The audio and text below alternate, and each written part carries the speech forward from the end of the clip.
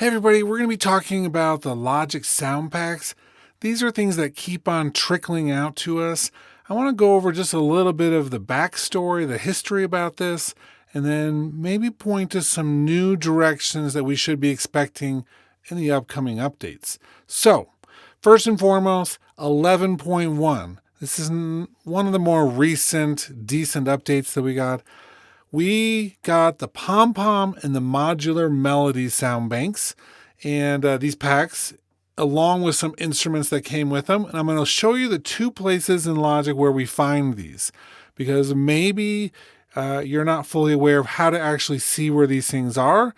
And even before that, if you're looking at this and thinking, I don't have them, either you're not on the same version of Logic as me, or you need to come into your Sound Library Manager, and if you have some things to install, you can select all uninstalled at the bottom and it'll show you. I found out today that I didn't have a couple of these, and I installed them. I thought I had everything, but I didn't. So, two places for this. One of them is going to be over in our library, and with the library, let me make a new instrument. We can come up to the top of the library where it says All Sounds, and we can choose which of the sound packs we want to look at, and then which of the producer packs. These are slightly different things. The ones that we just got are the Pom Pom. That's a producer pack.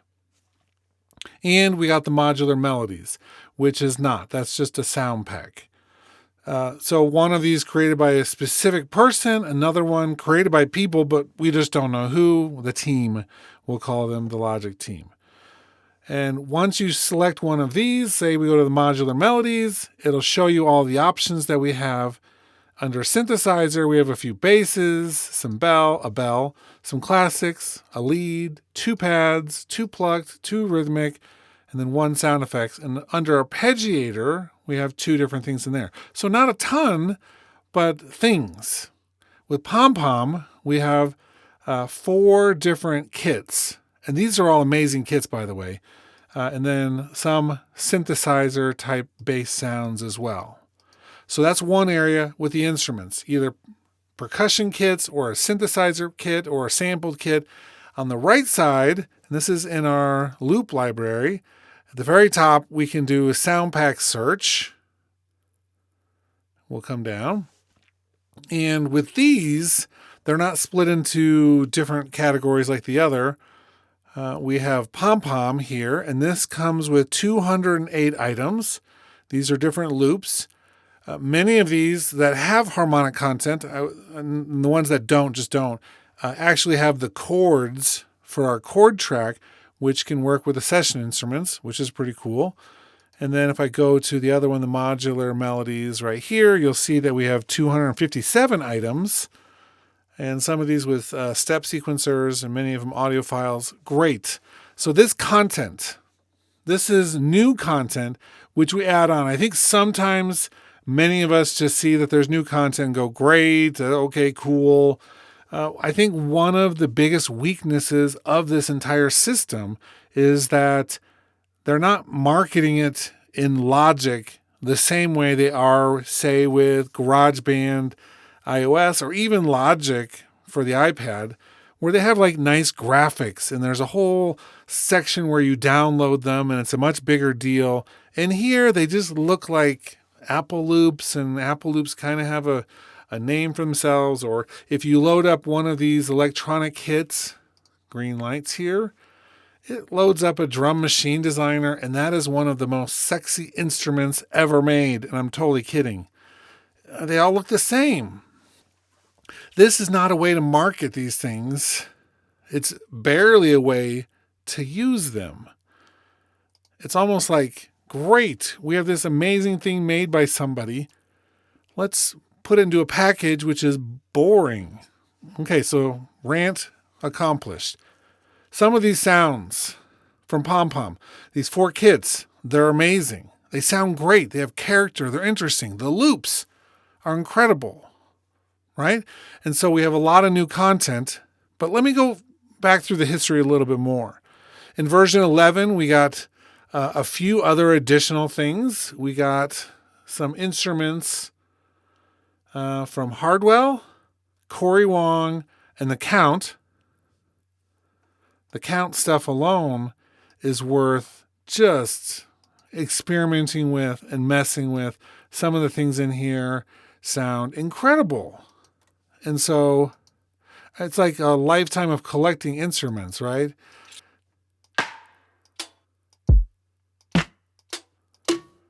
Again, marketing poor. Sounds interesting and really creative.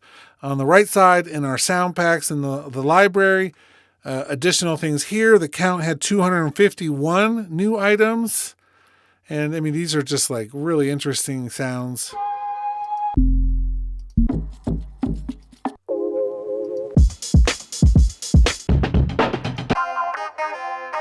And if they have the chords, then we can use them with our other instruments. The other two that we got at the same time, let's go up and look at that. Hardwell. This one has 411 items. Some of these are MIDI loops as well, so you can actually come through and mess with them.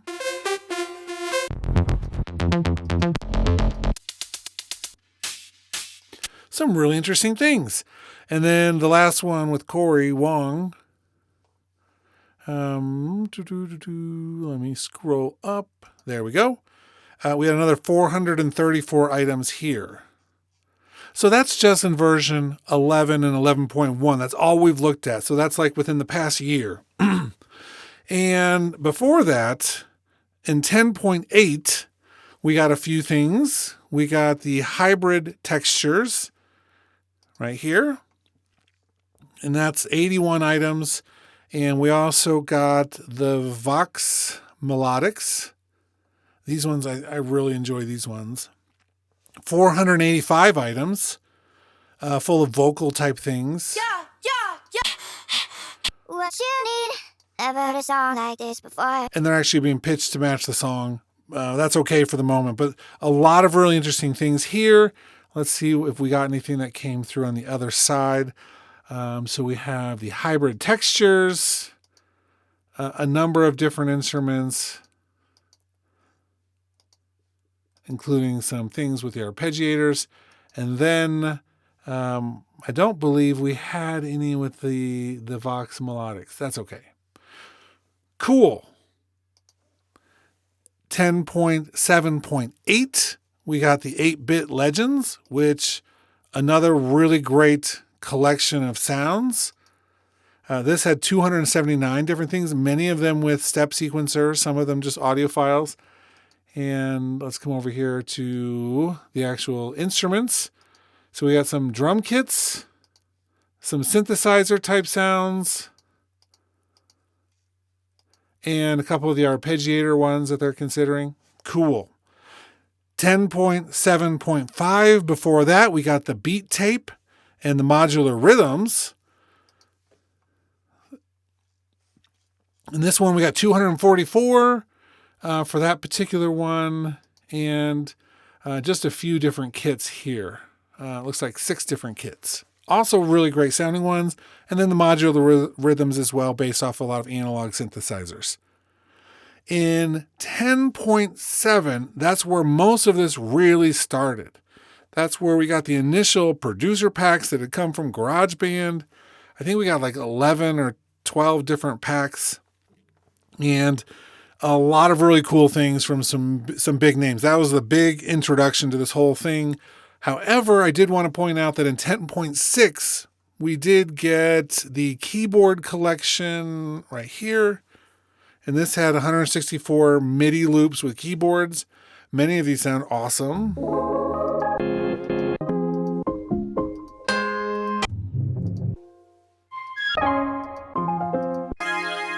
And they all come with the chords as well for our session players.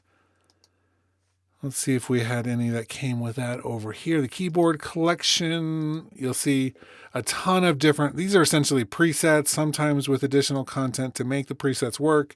Awesome. In 10.5, it was a little different world. We weren't talking about them in this way, but we did get 2,500 new loops. That's what they were just saying. We got new loops. and instruments and genres covering modern and classic hip hop, electric house, and just a bunch of other genres. 17 live loop starter grids, more than 70 new drum machine designer kits, over 15,000 new patches. That's how they were talking about it. Now we talk about it in terms of sound packs, producer packs, and these instruments. And it seems that almost every new release, except for some of the really small point ones, come with like one or two new ones of these things. And it's really important to keep in mind how flexible this is and how great it is, even if it's sometimes a little inaccessible or hard to visualize what's going on. What I recommend is looking out there, because when these happen, if it's one of the producer packs, they almost always make some sort of video content talking about them. Go out there and look. You'll be blown away by some of the effort that went into some of these things.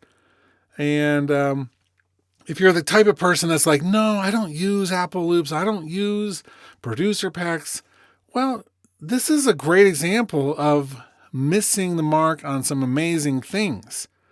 Missing the mark on great material that you can use with a lot of the other tools that Logic has. Because we can take any of these. Let me just grab one of these. Right? Something like that. And we can either pull it out and use it with the chords. And all of a sudden, let's just do a new session player, right? And we'll do the bass player, and we'll choose pop songwriter. Perfect, right? Okay, cool. And we'll just drag this to line up with it, and all of a sudden, this works with it.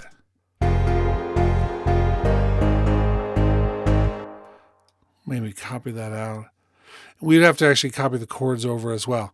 But that's the whole point. I mean, this stuff is working with the chord tracks in a way that's really interesting, and it's showing us some of the things that Apple has planned in the future.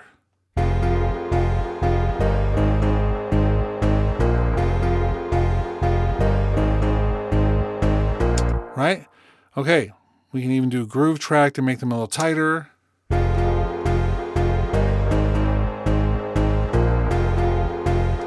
And let's switch those around because I want to have the bass follow the cool pattern.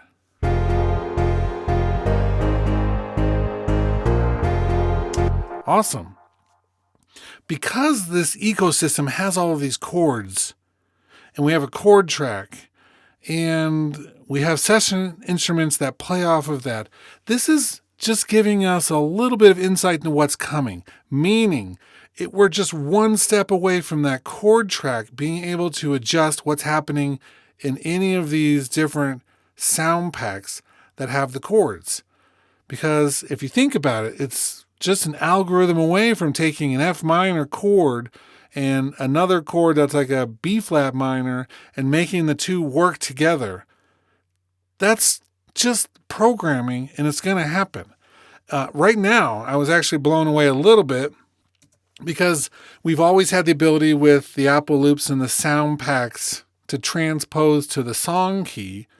And so I've got these three over here. One of them starts with a D flat major. This one's an F minor 7, and this one's a B flat minor, right? Those are the chords that come with it.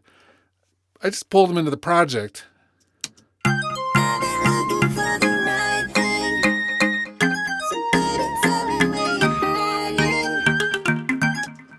I mean, they're working together even though they're totally off. It's already doing stuff to pull them together. We just need now to make it a little bit more transparent and to have more functionality. And then these sound packs and these chords things are going to be they're going to allow us to create these really complex arrangements and have everything following the main chord track. I mean, we're just steps away from it. And they've obviously been doing the work, because every time this keyboard collection, which goes back to 10.6, has all the chords. That means that this is not something that they're just adding to new things. They're going back and making sure this works for all of them. And as soon as they get this functionality worked out with the chord track, we're going to be blown away by what this thing can do. I mean, it's so close. The other thing I want to show just really quickly, because yes, it's great, we can pull that out, but pull any of these SoundPack loops out onto a new track area, and you can open them up in the Quick Sampler, Original or Optimize, the Drum Machine Designer, Sample Alchemy, or just a sampler. All of those things allow us to do so much with this. On top of that, depending on what we're doing, we can actually pull it into the full Alchemy if we want to as well. So a lot of power with what we can do with all these loops. Add on top of that the Beat Breaker, any of the other Mangler tools, the Remix tool, the Step Effects, and we can really just take these and mangle them or rearrange them or create something totally brand new with them. It's awesome. Okay, I hope this was a useful look into a tool that's right in front of us and that can add a lot of content and a lot of creativity to what we're working on. And that's it for now. We'll talk more.